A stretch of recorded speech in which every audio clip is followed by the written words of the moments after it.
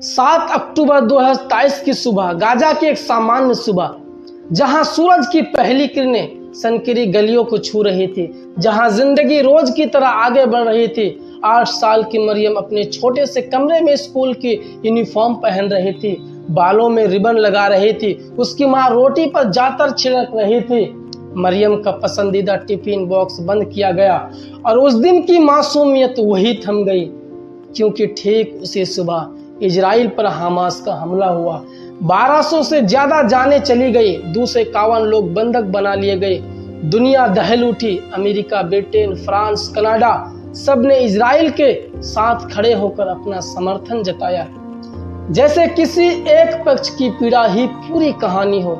लेकिन इसके बाद जो हुआ वो इतिहास की किताबों में नहीं, बल्कि मरियम की आंखों में दर्ज हुआ। इजराइल ने युद्ध छेड़ दिया। गाजा को पहले ही गरीबी, बेरोजगारी और घुटन में जी रहा था, अब मलबे और मौत के मैदान बन गया। बमबारी, मिसाइलें, टैंक जैसे एक 45 किलोमीटर की पट्टी पर पूरी दुनिया का गुस्सा उतर रहा हो। मरियम का गांव भी इस आग में झुलस गया। एक बम गिरा जिसने उसके पूरे घर को धूल में मिला दिया। वो घर जहां कहानियां सुनाई जाती थी, अब सिसकियों से गूंजता है। माँ की चीखें, पिता की दौड़ती हुई परछाई, सब गायब हो गए। मरियम बच गई, लेकिन वो मरियम नहीं बच सकी जो सुबह स्कूल के लिए तैयार हो रही थी। अब वो खंडहरों में बैठी है, धूल से सनी आंखें और दिल में बसा ऐसा डर जो उम्र भर पीछा नहीं छोड़ेगा।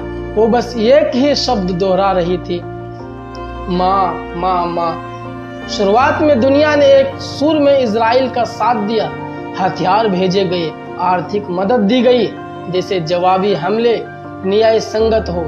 लेकिन धीरे धीरे सच्चाई की परतें खुलने लगी। अस्पताल ध्वस्त हो गए। जी हाँ, अस्पताल भी ध्वस्त हो गए। स्कूल, मस्जिदें, घर सब टारगेट बने। जिन दीवारों पर चित्र बने थे, अब वहां सिर्फ धुएं के निशान थे। गाजा में अब रेत नहीं उड़ती, बच्चों की चीखें उड़ती है। हर चीख एक सवाल बनकर दुनिया के दरवाजे पर दस्तक दे रही है। और अब फ्रांस, ब्रिटेन और कनाडा जैसे देशों ने आवाज उठाई है। कहा गया है यह युद्ध अब सिर्फ बच्चों की लाशें गिनने का साधन बन गया है। यह माननीय त्रासदी है और इसे अभी रोकना होगा। अब सवाल यह नहीं है कि कौन सही है कौन गलत है, अब सवाल यह है, क्या युद्ध के नाम पर बच्चों को मिटा देना न्याय है? संयुक्त राष्ट्र के अधिकारी टॉम फ्लेचर ने कहा, अगर 48 घंटे में मदद नहीं पहुंची तो 14,000 बच्चे मर सकते हैं, यानी 14,000 मरियम। जरा सोचे मेरे दोस्तों, हर एक मरियम के पास ये एक सपना थी। कोई डॉक्टर बनना चाहती थी, कोई बस दादी के साथ बैठकर कहानी सुनना चाहती थी। क्या इन सपनों की कोई कीमत नहीं है? क्या इंसानियत की कीमत अब राजनीति से कम हो गई है?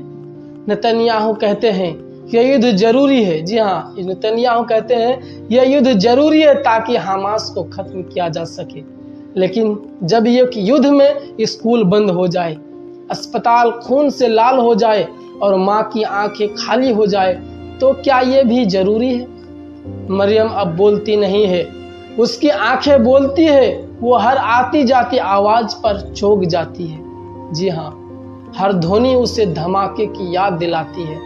बड़ी दुख की बात है दोस्तों, मरियम अब पूरी गाजा की आत्मा बन गई है। वो एक चेहरा नहीं, एक सवाल है, एक तमाचा है।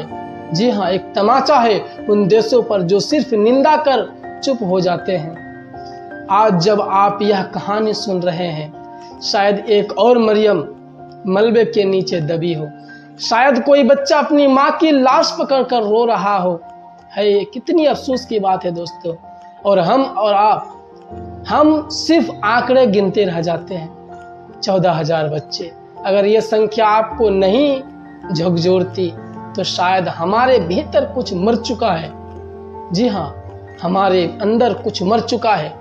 क्या अभी भी देर नहीं हुई है? क्या अभी भी हम एकजुट नहीं हो सकते?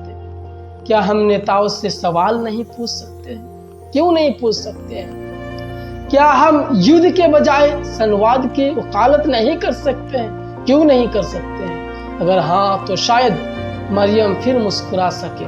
मरियम सिर्फ एक बच्ची नहीं है दोस्तों, वो इंसानियत की आखिरी उम्मीद है। वो सन्नाटा है जो किसी धमाके के बाद गूंजता है, और वो आवाज है जो कहती है क्या कोई मुझे सुन रहा है। जी हाँ, यह कहानी एक बच्ची की है, लेकिन इससे जुड़े हजारों सवाल हम सभी से हैं। अगर आपकी आंखें नम हुई है तो इसे केवल दुख की कहानी मत समझिए, इसे उम्मीद की बीज बनाइए, ताकि अगली मरियम की कहानी में अंत युद्ध नहीं जीवन हो।